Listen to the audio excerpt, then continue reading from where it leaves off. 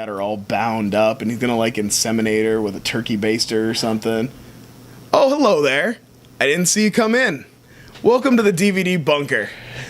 My name's Brian, and this is Matt. Hi, Brian. Hey, how's it going? It's going great, man. Oh man, we had a little hiatus. We've been off a little bit. Yeah, just a little. Not to anybody here. Right, but we had a break in filming, so I'm really anxious to get back. You know, before we get started, before we talk about anything else, we got to do a little housekeeping, though. All right. You're out. This gentleman's in. Yeah. Everybody liked Ron so much, I brought him back. Ron, come on in. No, there've been some people, you know, our small but fervent fan base has been wondering why we have not done a horror movie yet. So I wanted to talk to the viewers at home who are watching and let them know that we have a theme month coming up for the month of October. Every week in October we will be doing a Halloween or horror type movie. So it'll probably be a little bit different because we've kind of already got the movies planned out, and none of them are things so much I'm not familiar with. They're more things I want to give attention to. So maybe we might have to come up with a different goodbye rating system. We'll try to figure something out. Maybe something in the theme of Halloween. Mm-hmm. Maybe like where does it rank on a scale of John Carpenter's 1978 Halloween to Halloween Resurrection with who's that? Busta Rhymes. So 1 to 10. Like yeah, exactly. 1 to 10. Because that first one, he was really working out the kinks. But I felt like when Busta Rhymes showed up, it was like, right. Well, yeah. Fuck. When Busta Rhymes uses kung fu to fight Mike Myers, you know you've reached the pinnacle of that series. I remember thinking that, going, "Oh, that's how we're gonna win in this one." Busta Rhymes. Right. So don't think we forgot about horror movies. I do love horror movies, and I decided instead of just doing one, I wanted to do a whole month. So that's why we're waiting, but we're gonna get to it. Maybe it's your first time, you don't know. This is my DVD collection that we're sitting amongst. The idea here on our show is that we kind of try to watch things that I haven't seen in a long time or don't remember very well, and we try to look at them and see if I made a good purchase when I picked it up, if it was worth it, if it stood the test of time. So like I said, today's pick is a 1999 movie, Instinct, starring Anthony Hopkins and Cuba Gooding Jr. Basically, the movie's about a insane Anthony Hopkins who gets locked up in a prison for the criminally insane. Okay. His crime is a little unclear. Obviously, in the movie, I think it's one of those things where it plays out through the film, and I don't remember exactly. I know he was a researcher studying gorillas out in the wild. Okay. And there's some kind of ruckus, and he kills somebody, I'd imagine. I mean, you don't go to prison for the criminally insane just for being crazy. You had to do a criminal act. So maybe this haircut he's got in this movie could get you knocked up. He's he's gone full Sean Connery and Medicine Man for this role, and he really let it down the gray locks. If you don't know this, but if white people go to Africa or some jungle area, they are forced to grow their hair long. Right. Well, if a bushy beard, right, especially if it's gray. If it's gray, it's got to be shoulder length at least. That's in the White People Handbook, just so you know. Yeah. So if you're going to Africa, you might want to plan for that. Yeah.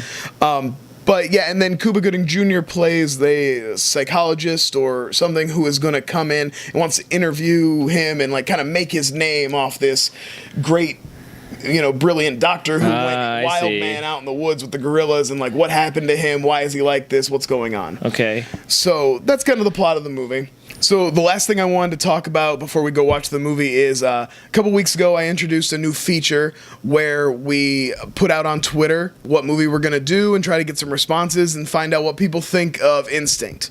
I got responses from Ashley and Joe Davis from the Tough Channel, Raul Rodriguez, another friend of the Tough Channel. Let's see, Miss Movies. She is like a legit internet celebrity. She's like who I strive to be like. None of them had seen this movie. Heard of it? No, some of them hadn't even heard of it. And then I got what I think was my favorite, and I'm going to paraphrase here because I don't have the tweet in front of me, but buddy Randall Sands said, I remember starting to watch it, and I turned it off and never felt compelled to go back to it. It's pretty telling right there, right? Like, so this movie is like beyond forgotten to me. It's forgotten by the world. Like, I believe this may be the only copy. Yeah, and I honestly believe, I said I didn't see this movie. I'm saying I didn't see this movie. When I walked in, I thought, I may have seen this movie. I believe everyone saw this movie. We are actively pushing it out of our forgot mind. it. Everybody wants to and you're forget. the last guy left. Also unrelated, Turteltaub is Hurst's cousin, so he's always just trying to push this shit on me all the time. Hey, those National Treasure movies, buddy. Woo. Now, see, if you knew me at all, you would know I hate National Treasure. That is like the lowball Indiana Jones. I think Brendan Fraser in The Mummy is a better Indiana Jones than Nick Cage in National Treasure, and I'll take that shit to the bank. You're wrong. You're incorrect. You're incorrect, objectively. Well, guess what? You find The Mummy down here in the bunker. You won't be finding any National Treasure movies down here. So take that, Jon Turteltaub, cousin John. Take that. They've had a falling out since he should have since Brian's script for National Treasure 3 was thwarted. Right. Fuck those movies anyway. Corny Ain't even that good. I took my copies, my special edition Blu-rays. No. Took my spec script and burn it. Oh. Behind Hollywood here at the DVD bunker. My spec script for National Treasure 3. So whoever out there that did write that spec script, send it to me because I love National Treasure and I'd just love to hear more about it. Get a crack at that. Yeah. Thing. Oh. Well, let's go ahead and give Instinct the viewing it deserves, and maybe we'll change people's minds about this movie. Right. Maybe it'll turn out that it was worthwhile. Not to tell anybody out there, but if you're watching this right now, I did see that Instinct was available on YouTube for free. Now, I don't suggest that you watch movies without paying for them, but if you wanted to pause this and watch Instinct and come back and check out our discussion, I'd be fine as long as you promise to come back. Actually, I talked to the people that made this movie. They said go ahead and watch it for free. They just want someone to watch this, please. Just please remember my movie. Much like the DVD bunker, where just we're begging just down for here views. begging Just for views. Anybody wants to watch it. The Instinct producers feel the same way. And if anybody ever in the future says that, we start pulling for subject matter to get views, know that we watch Instinct, a movie no one's ever heard about. People in my own circle, people who are close to me and talk movies with me and know more about movies than me most of the time, had never heard of this movie, and I was still nope, gonna do it anyway. So, and stay tuned for our winter segment, Kurosawa in the Snow, where we watch all. People would probably love that. My people probably friends would would love that. that. They'd love it. They're like, finally, finally, Brian's doing something of some value. Not another Jean-Claude Van Damme movie to pull off the shelf. To be fair, I like that a lot. I'm just a big fan of that impression. Oh, you can do that anytime. All right, let's go watch Instinct. All right, let's go.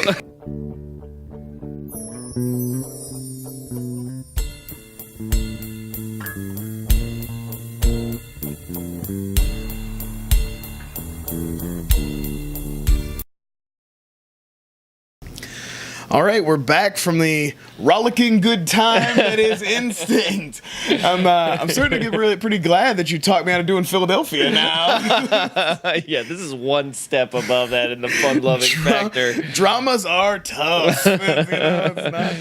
It's not like sitting back and cracking jokes about robots or aliens. It's John true. Ritter or child molesting Jeffrey Jones. It's not as fun as all that.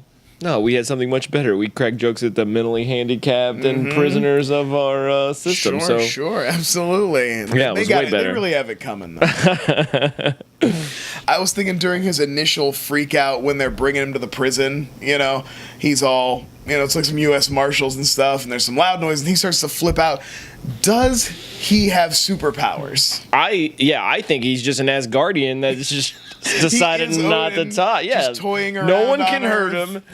I mean, multiple times in this movie, people hit him with things that should take you down. He doesn't even flinch. He doesn't even flinch. He is invincible. Yeah, he's playing that. I mean, Anthony, he's got a real stocky build in this. He's got that barrel chest that Anthony Hopkins, kind of older man's strong, 50s strong, where you just puffed your chest out and sucked your gut in and everybody thought you were muscular, the circus strong man.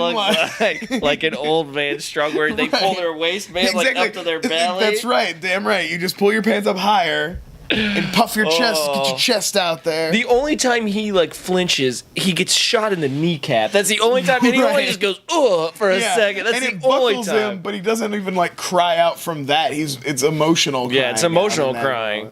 But he is a super. Yeah, because he literally like he takes a shot with a nightstick right across the face, like a dude across the bridge of his nose.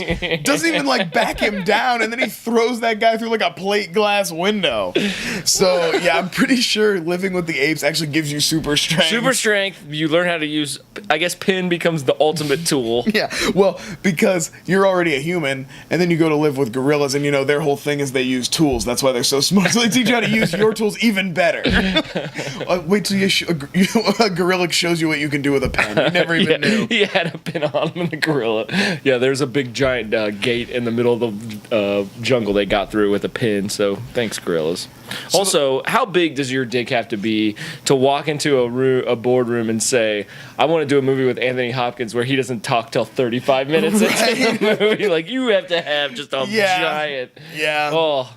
It's true. Like, hey, you know one of the most iconic actors of our generation, and you know how he's got that really great voice, and everything he says sounds like it resonates. He could just be like reading out of the newspaper, you know, and it would just resonate with you. But I don't want him to talk. Instead, how about we let Cuba Gooding Jr. take the reins for a while? His upbeat energy, go-getterness. How do you say? He's a go-getter. Go-getter. He's a go-getter. Go-getterness. Go-getterness. I like That's that. a thing, right? It is now. So the whole thing is Anthony Hopkins has been living with the gorillas for like 2 years. He's like a wild man. He killed some rangers, they say. He killed like 2 rangers of the club, beat him to death with a club. First of all, this is not how does this justice system work in this universe?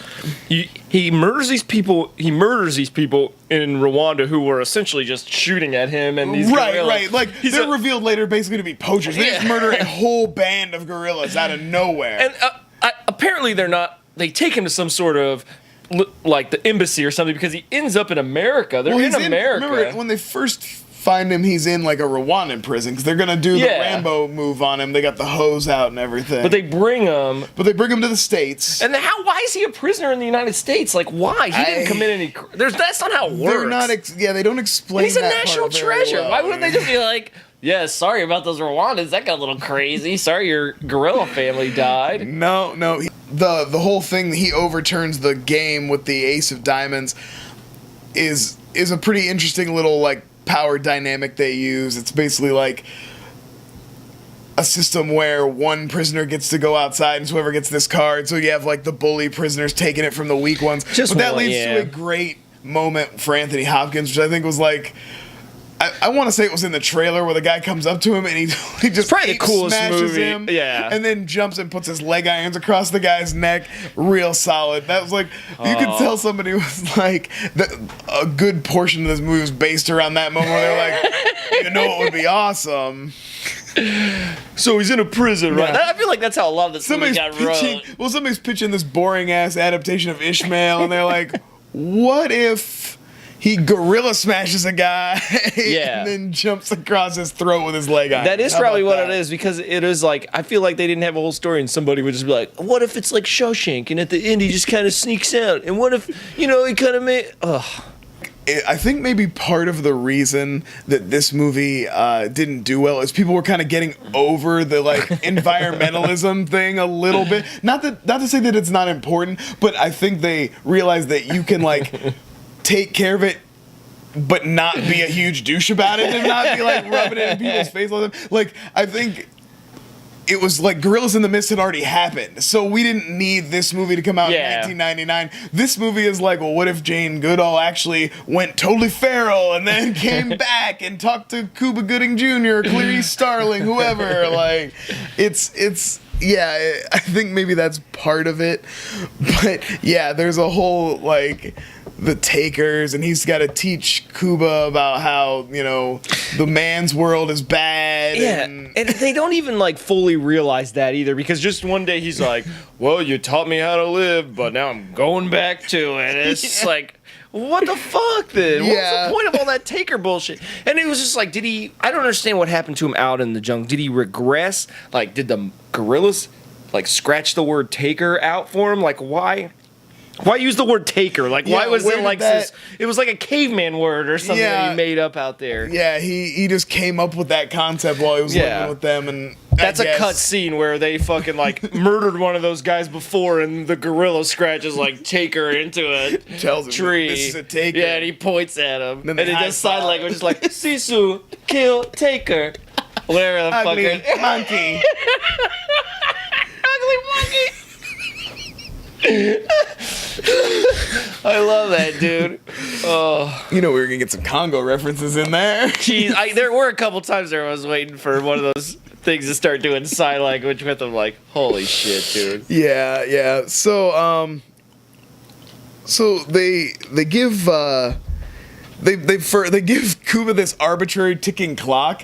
He like pisses off the warden, and the warden's like, fine, you've only got 7 days to complete it. It's like, why wouldn't he just kick him out? Like, you damn near incited a riot. He says to him, too, he's like, oh, well, I'll leave when I'm done. I'm like, he's the warden. That's what I'm talking about. He has no idea how this shit works. Does he do this everywhere he goes? He just walk into places like, sir, we're closing soon. Oh, I'll leave when I'm done with my meal. When I'm done here at Lowe's. As soon as I pick up this drunk bitch, I'll be out of here, all right? You guys close when I say so. I'm a doctor, all right? Yeah, and then... And of course, they've got him all, you know, he's all he's got to do is walk in and, you know, give his little spiel about, because he takes him to the zoo and he has this whole flashback about, he deals with his guilt because it was the fact that he was leaving his human belongings behind as he became more of a gorilla. When he did that, I was like, why are you leaving him one at a fucking time? Just throw him in a pile and go. All your crap in a pile. So dumb. He's like, oh, I'll leave my sword. He's like, I guess I don't need these binoculars. Not to mention, get rid of the binoculars, the, you know, whatever else. Maybe keep like your canteen and your machete. You're still a human being. Yeah, you're not a gorilla, man. There? Yeah. You're 70-year-old Anthony Hopkins, and you're gonna die of pneumonia in the fucking jungle. You are so lucky these rangers found you. Like, yeah, it's terrible. They murdered those gorillas, but you were gonna die shortly.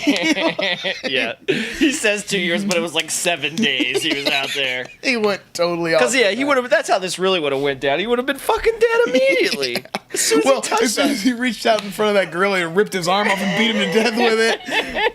I want to talk about maybe the whole thing with the Anthony Hopkins Cuba Jr. is you touched on. We joked about it, where you said sometimes after takes, right, he would just yell, "Show me the money." Yeah. That was absolutely a trivia on IMDb that Anthony Hopkins sometimes after takes would just yell, "Show me the money," which I wish I did a good Anthony Hopkins impression because I would love to hear him actually say it. That would be amazing. It just kind of. I bet you he doesn't even yell it. He just kind of does it like that.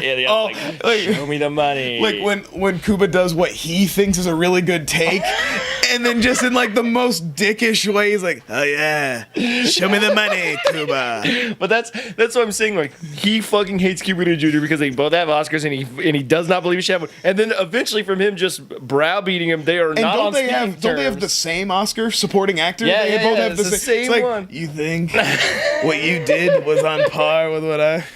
Oh, rom-com, everyone loves it. Oh, I'm a football player. Oh, it's tough. Hey, Cuba. I saw Chill Factor.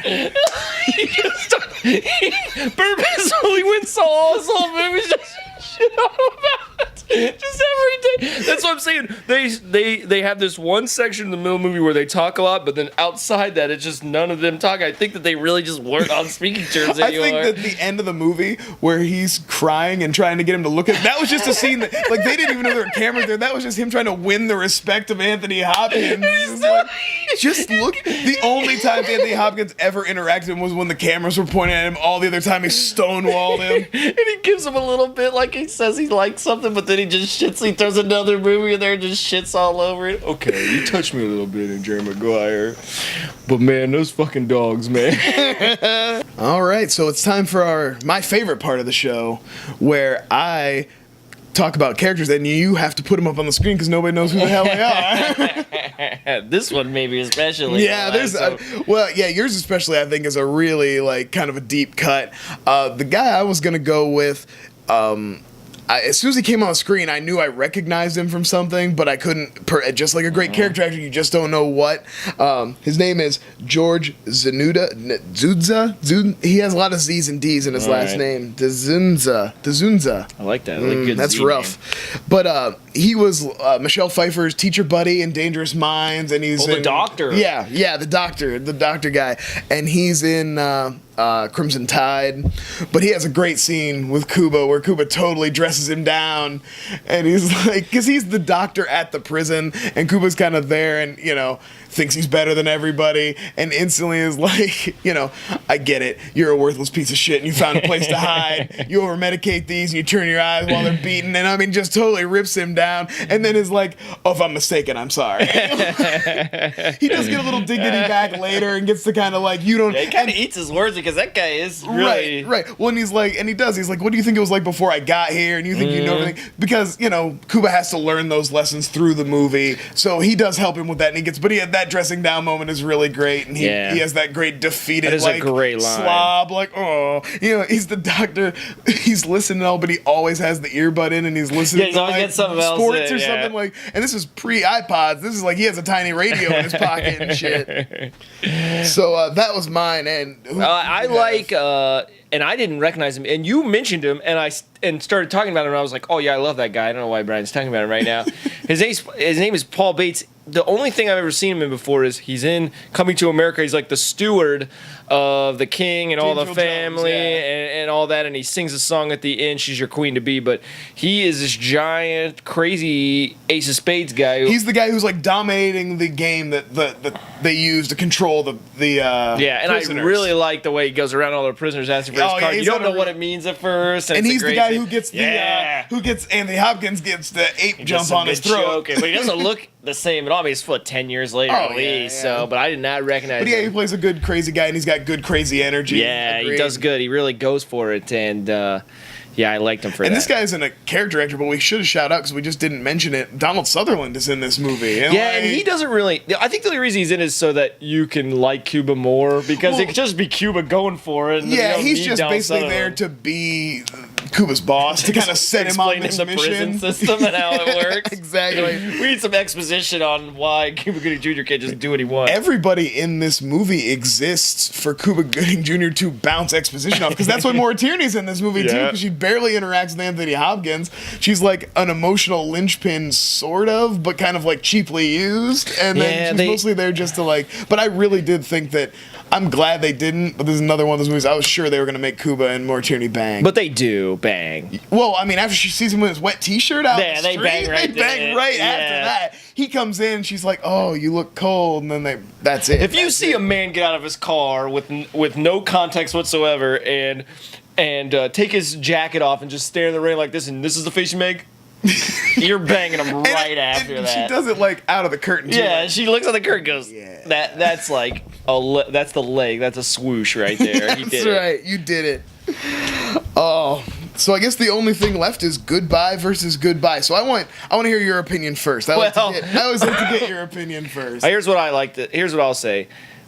I 100% have seen this movie before. Okay. I have no recollection other than like flashes. It's like another life. It was like I lived another life and I saw this one of those things where movie. like the second before something happens, you know it, and you're like, but it only happened like 2 or 3 times, like these little moments, and I'd be like, there's no way I would have known this if I didn't see the movie. Like, this isn't a trailer scene. I pushed it out of my memory, and I think, like I said before we watched it, that's what it was. And so I recommend we call it a goodbye, because this may be the last remaining copy of Instinct ever. For some reason, this movie has been pushed out of our brains by the big brother above and their subliminal messages. We're supposed to forget this movie. Yeah. One of them fell off the radar down here in the bunker. It was crazy how, like, I mean, nobody, and I got a fair amount of, I got 10 or 15 responses total, maybe, you know, in conversation with different people, and it's like, nobody had anything to say about this. And that's rare in the kind of like, because there's always people who have deep, obscure, cuts,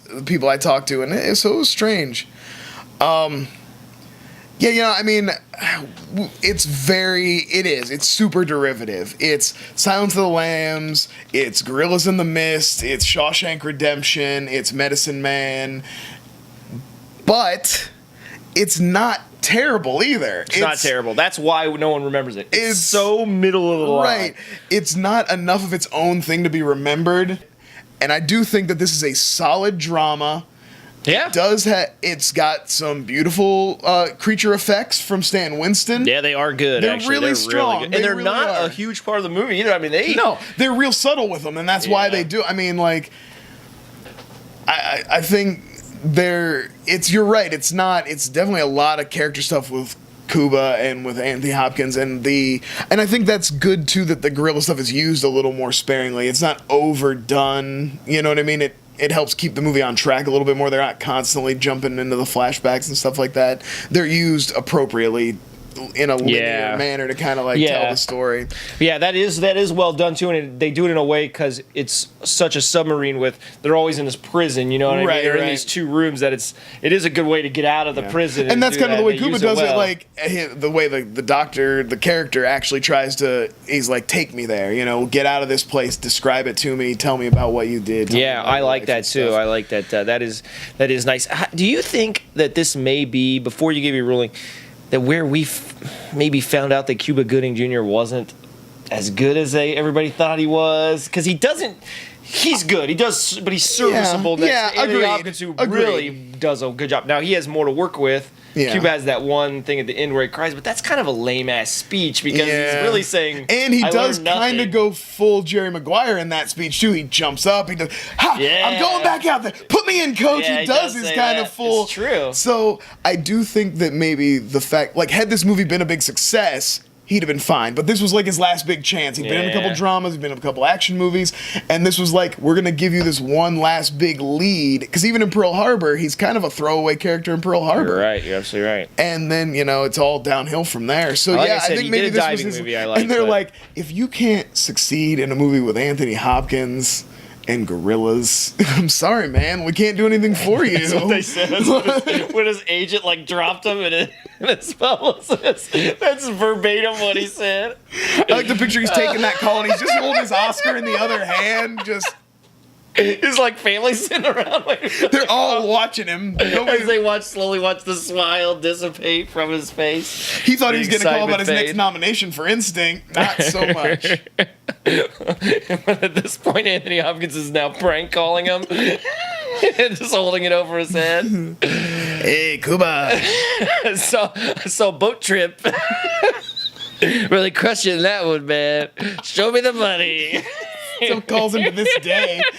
Still every time a movie comes Every time he sees one of his Cuba's straight to DVD things in the red box. But you know what? He had to call and concede when People vs. O.J. Simpson was on. He called him up and he gave him respect. So I think that was good of him. That was big of him. Hey, Cuba. Maybe you get an Emmy nomination for this one. So, all right. I'm going to lay it down. All right, let's get to it. I think this is a good buy. All right. I think this is a solid drama. I don't think there's any reason to get rid of it. And like you said, especially since no one's ever heard of it. All right. Well, thank you guys for sitting through and watching us talk about a movie that clearly no one has ever heard of before. I'm surprised at how much I won't say enjoyed, because heavy drama is hard to enjoy. Yeah. But I'm surprised that despite its many flaws, I think it holds up okay. Yeah, it's okay. I think its main fault is it's such an amalgamation of so many other movies, you just kind of forget about it because you're like, when you think of a scene of a guy standing in the rain, you're not going to think of this. When you think of a guy breaking out of prison, you're not going to think of this. You think of gorillas and people living with them, you're not going to think of this movie when you think either. about a doctor trying to break through with a difficult patient, this isn't the movie. No, everything that happens in this movie that is good, it's all done well, yeah. But it's all done better elsewhere, or at least more memorably elsewhere. Absolutely.